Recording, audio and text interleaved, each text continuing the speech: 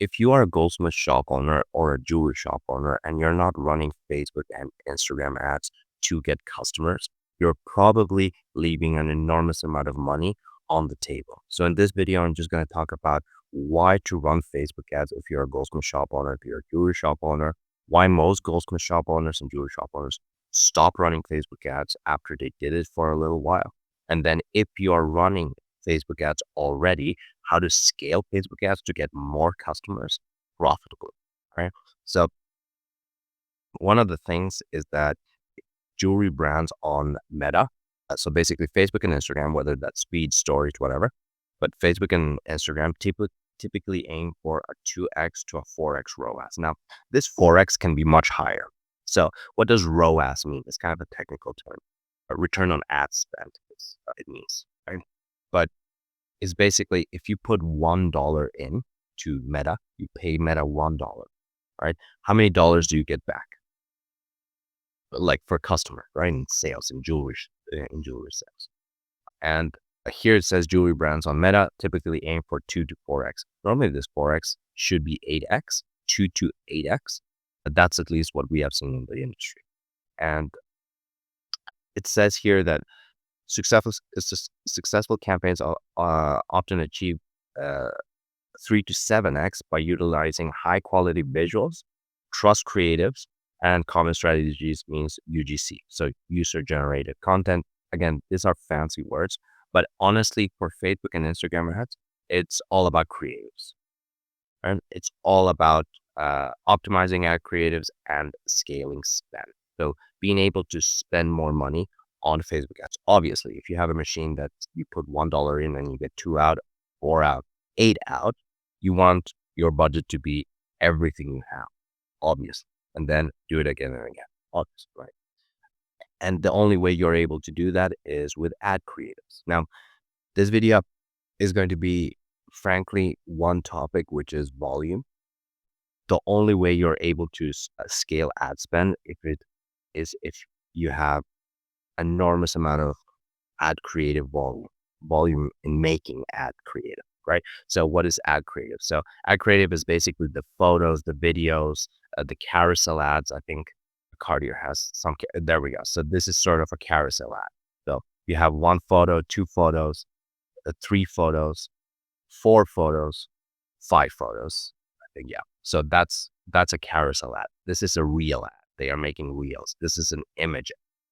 There are a bunch of banner ads, right? There are an enormous amount of things you can do, right? So the only way you can scale like this says, scale spending, like keep spending more and more on Facebook ads is if you have an enormous amount of testing when it comes to ad creative, right? That's the only way, because basically how this works is you grab, let's go closer, right? So you have a bunch of creative, right? A bunch of creative. And what you want to do is have so much creative, basically, honestly, that you are able to find the winners quicker, right? Let's say this one is a shitty ad, this one is a shitty ad, this one is a shitty ad, right? But this one is a good one. This one is a good one, right? You want to be able to find this one fast, quickly, because you wouldn't want to spend 1 month just spending ads on all of these shitty ones, right? Before you had to find this one. The only way you're able to find this one fast is that if you have an enormous amount of ad creative at first, all right, you test, right? And then once you do that, you just duplicate that, scale it to the moon, and then do it again and again, repeat this process. I'll show you the entire process in a couple of minutes, but something is that most goldsmith shop and jewelry shop owners think that meta ads just don't work, right? But just to show you a couple of case studies, here are huge companies, jewelry companies, goldsmith shop companies, just insanely big at this point in time, multinational companies that they are running Facebook ads to get customers, right? So they are running Facebook ads to get sales through their e-commerce platform. And obviously they started as local, so they had to have ads on the newspapers. They had to put print ads on the street. They had to advertise, right? So in our now 2026, this is how you advertise. You don't really, I mean, you could obviously put um, things on like banners on the street, but I think you had to pay for that. Number one, I mean, there are a bunch of regulations on that. You would literally have to print a bunch of papers like this amount of papers, right? And then go with your glue and then just paste it one by one. It will take you all day to paste 300 of them. At this point, you could run 300 ads in maybe a day, right? Or 2 days, right? So, for example, Van Cleef, super successful company. They are running 350 ads. Again, this is active. These are just the ads that they are right now, today, spending money on. But right now, if we click, for example, this activate status and we click deactivate active status, we are going to see all the ads that they have in their ads manager. For example, they will have 4,000. So these are the amount of ads that they have actually, right? Now they are running 300 and something, but they're going to scale this. They're going to just keep scaling, right? 4,000 ads. That's an enormous amount of creative, right? That's an enormous amount of creative. Now let's keep going. Cartier. I highly doubt any of us can say that Cartier is not a successful business. Obviously, it's the number one most successful business in our industry, right? So if obviously these are their ads, they have a bunch of variation, right? They are running, just spending money on 900 ads currently. And again, they are subsidiaries, so many different countries, many different shops, right? Or e-commerce shops, that's what they are running in total, right? But in total, as a business, they are running 900 ads. Now, again, if we want to see all the ads that they have, just click on the deactivate active status, and then we will see that they have 3,700 ads. That's an enormous amount of volume, right? These guys understand what they're doing. These guys understand Facebook advertising, Meta advertising, Instagram, Facebook, everything. Right? It's about volume of creative, right? How many images, how many reels, how many carousel ads, how many banners can we test and then duplicate the winners and then do that constantly. It's not like you do that once. You just keep doing that every single week. On Monday, you just keep doing it, right?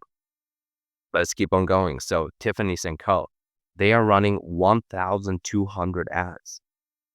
They are spending money on each of them, right? And I'm sure a bunch of money on each of them, right? Now, again, if you just click to see all the ads they have in their ads manager, that's 4,800, kind of similar to them, well, a little more, right?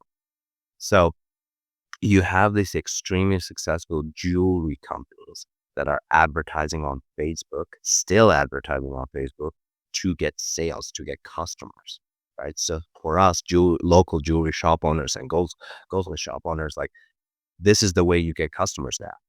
You put an ad, interruption-based ad on Facebook so that a complete stranger in your local area who is just scrolling their phone, they're just scrolling their phone, they grab they grab their phone, they scroll through their phone, and then you pay Facebook, we pay Facebook to put an ad in front of them and stop them from scrolling and saying, that's a beautiful piece. I want it. Click. Here's my name, last name, email address, and phone number. Please sell me your stuff. And then we call them within 60 seconds, message them within 60 seconds, email them within 60 seconds, convert them into a customer. Right? That's the whole point of this. Right? That's the whole point of Meta ads. So let me talk a little bit about exactly how we do it. Is that the process of how normally goldsmith shops and jewelry shops is just referrals. Now, the thing about referrals is that it's inconsistent, right? It's very inconsistent. For example, if I ask you, right? If I ask you, if you're a goldsmith shop owner and I ask you, how many sales on average are you going to make next week? That's a very difficult question to answer for shops that are relying on referrals or even just random walk-ins, right? It's a very difficult question to answer. However, if you don't have that dial down, which again, it seems like another world, like how would I know the future, right? But you know that you can kind of analyze the future when you do so much volume, you understand how many ads you have to make to get a customer to actually walk into your shop. And you have so many customers walking into your shop that you have an idea, all right, every 5 customers, I close one. That you can only do that with volume, amount. Do so much, you understand what number gets you what number. That's it. It's super simple. Now, the thing is that with Meta ads, obviously you have control. So let's let's talk about the process, right? So this is the process of making Facebook ads. What we do is we use organic, right? And we interchange it with ads, right? So we use organic to test hooks. So this is basically what we do. We come in and then we write 30 hooks. Now, hooks can be something like, this soda will kill you, right? That's a hook, right? Stockholm moms, that's a hook, right? Now you can have visual hooks, you can have written hooks. The thing that I did in the beginning of this video, Goldsmith shop owners, if you're not running Facebook Meta ads, you're leaving an enormous amount of money on the table. That's a hook, right? So we come in and write 30 hooks. Now, we don't actually have to have this in the written form. Obviously, we write them, but when you post them, they are sometimes going to be reels, carousels, image, and banners, honestly, right? Because we are testing inorganic what we are going to put on Facebook. That's it, right? So we test 30 hooks in 1 week. Now, not, wait, I'll just write this in 1 week, all right? Now, the reason we do just 30, honestly, we should be doing many more. But the reason we do 30 is that I have seen that goldsmith shop owners and jewelry shop owners will just not make more than 30. And we have basically dialed down a system to make a certain amount of reels, a certain amount of carousels, a certain amount of images, and a certain amount of banner ads that is manageable, right? So that is why we do 30 hooks. Honestly, we should be doing 50, right? But we do 30 hooks, which is fine. And then we find the winners, right? So we find the ones of these 30. Oh, sorry. We find the one of these 30 hooks. We find the ones that are winners. Let me do that in Google so we understand. So the winners. All right. So how do we even find the winners? What do winners consist of? So number one, conversions. Did any one of these reels, images, banners ads actually get us a customer? Normally, if you're a small shop with not many followers, it won't. But if you're a big one, 5,000 followers, 10,000 followers, it might get you some, all right? Especially in a week, right? So that's why I said conversions. Did it get you customers? Metric number one. Metric number two, saves. We've seen that when people save content is that they're just postponing the purchase. They want to buy. They're just postponing the purchase.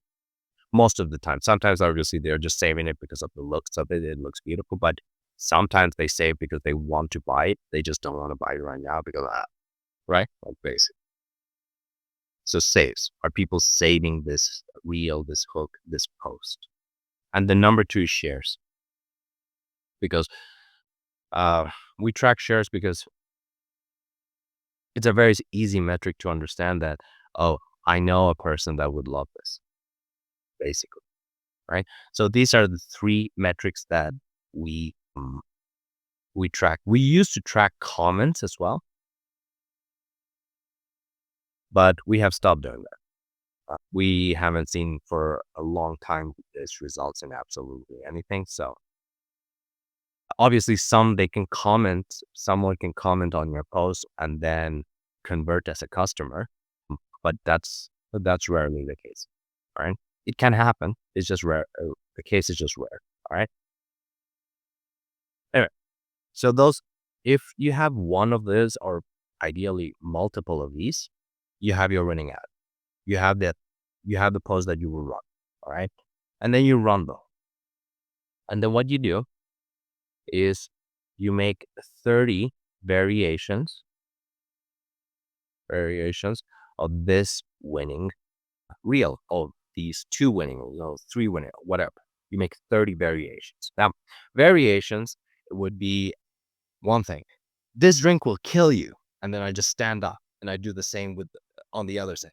This drink, that will kill you. And then most people don't know this, but this drink will kill you.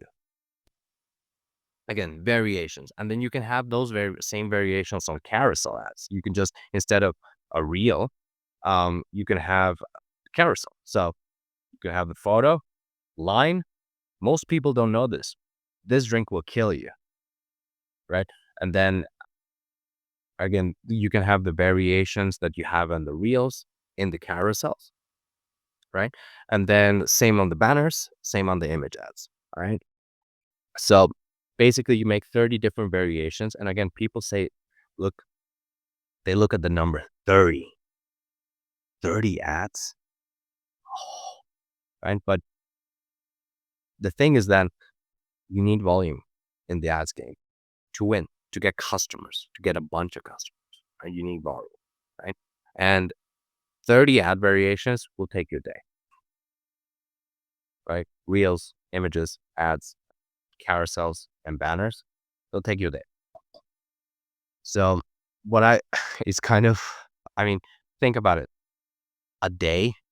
So that, I mean, this is kind of the result, by the way, right? This is the result of making that, right? It's 40 leads in 2 days. And again, this is not an enormous amount of ad spend, right? In 2 days. 41 leads in 2 days. That's the point of this. This is why we do it, right? Because, I mean, if you have 41 people that said, hey, I want your jewelry, how unlikely is it that you don't sell them all? Like, you're going to close one of them, 100%. You should be closing 10 of them, right? But that is why we do this volume, to get that result. Because, I mean, I have been reminded so many times that volume is the key. So, for example, I remember, story. I remember when I was in university a couple of years ago, I think when I was 21 or something. And I remember that I just had no skills. I didn't know how to do anything. And the thing is that I didn't like, I didn't even know I wanted to be an entrepreneur or whatever, but I knew that I needed some sort of skill to trade for money, right? To build a business, to get a job, whatever. I needed to build skills. So what I did was, from August 1st to November, late November. So August, September, October, November. That's 4 months straight, right? For 4 months straight, what I did, and I was at uni, so I got lucky, is that I woke up at 7 in the morning. I took shower. I grabbed my bag that always had my laptop in it. I never took my laptop out. And I went directly to uni. I reserved one of those rooms, like personal study rooms, right? And I just sat there for 12 hours. I did nothing else than learn web development. Now, web development, for those who do that, is just learning how to build a website. And this was before AI could just do it within 60 seconds the way they do it. Obviously, there were some templated things that you could just spun up and make a website or a landing page or whatever. But web development was the entire thing, right? And I had no idea of it. I just said, like, all right, there's this thing. A friend of mine told me there's this thing called websites, when he was doing programmer, a bachelor's in programming. for programming. And I said, what do you do? And he said, I build websites. And I said, what? I didn't even know what a website was. Well, I was born in 2002. I didn't even know what a website was. Um, I thought it was just like the internet. So I asked him and then we kept talking. And then I decided to do that, learn that.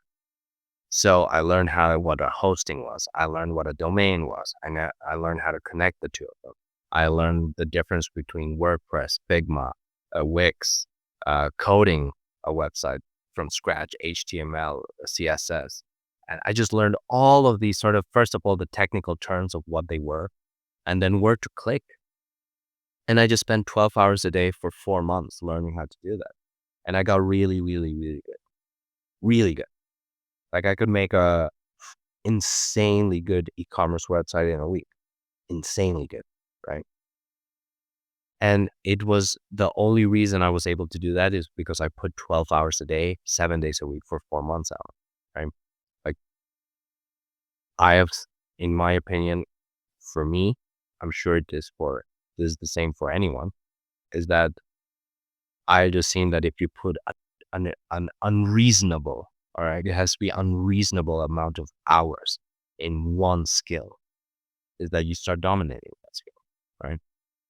So that's that. I mean, that's story number one of why volume always works. Story number two is appointment setting. So you give appointment setting and basically selling a $25 appointment, right? And what I used to do is I used to get leads, right? The thing that we are doing on Meta. I didn't do that. What I do was the second step, get those leads to set an appointment. Now it was a little bit different than the Goldsmith shop, what we are going to be doing, because we are going to be setting an face-to-face appointment, right? In our shop. But the thing is that this was on Zoom and it costed $25. So I was basically selling the $25. And I always, like 100% of the time at the start, I used to do like 45 minutes. And then I used to go, I just want to go walk or do something else. Right. But I learned that if I just whip my head back in to the work, to the computer, to like just keep doing this boring, repetitive task of having conversations with these random people and trying to get them to book an appointment, a sales appointment. I just learned that if I just whip my head back in, I start to get one message, two message, three message, four message within 5 minutes of just whipping my head back in, right? Why? Volume. You're doing hours and hours and hours of this one thing, and it just compounds. And it takes a little while to get that first result, get that second result. Not really on Meta ads. I mean, you get your first leads in the first day. Like it's not a problem. That's how good the product is, right? That's why creating traffic, most important thing, right? But volume was just the answer. It was nothing else. Just put an enormous amount of hours in this one thing. That's the same story I have when running ads. It's insane how many times I had to learn that volume was the answer in so many different domains. But the same thing was in ads. So I was in media buyer. Media buyer is just fancy for I know how to run ads, right? I was a media buyer, a junior media buyer, new guy who doesn't know how to run ads, but they taught me how to run ads. And I was really shitty because they used to give me a quota on all the ads and say, run them for the week. And I was okay. So I used to run 5 to 7 ads a week. And I thought that was great, but I was getting terrible results, like terrible results. And the thing is that after maybe 2 months and a half, they were talking to me like, all right, this is your last chance, like step up.